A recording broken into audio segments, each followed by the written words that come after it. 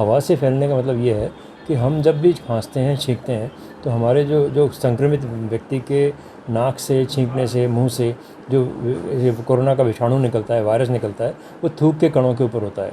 और वो थूक के कण मान लीजिए हवा में जो तैरने वाले धूल के कण पर चिपक गए और उस धूल के कण को किसी दूसरे आदमी ने हिल कर लिया, तो ऐसा हो सकता है। Make no compromise in your child's education. Join the #1 school in Ajmer, Delhi World Public School. Admission open. Pre-nursery to class 9.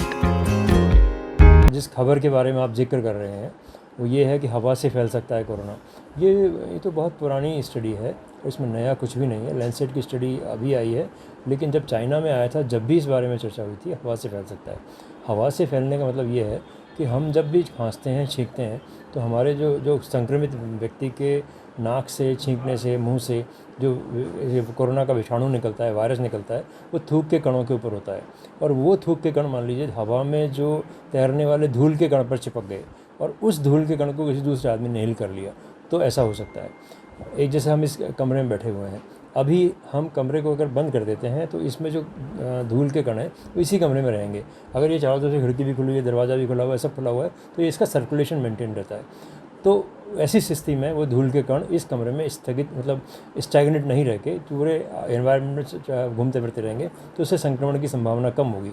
लेकिन अगर क्लोज एनवायरनमेंट होगा, चाहे वो बड़ा हॉल हो, चाहे वो छोटा कमरा हो, अगर वो क्लोज एनवायरनमेंट है तो वो धूल के कण वहीं रहेंगे और वो जैसे ही कोई आदमी दूसरा सांस लेगा, अगर वो ससेप्टेबल होस्ट होगा तो उसको बीमारी हो सकती है। तो ये बात पहले भी थी और आज भी इसको हम रिट्रेट करेंगे कि आपको अगर 2 से ज़्यादा व्यक्ति हैं किसी भी एक जगह पर, तो उन्हें निश्चित रूप से मास्क का प्रयोग करना चाहिए।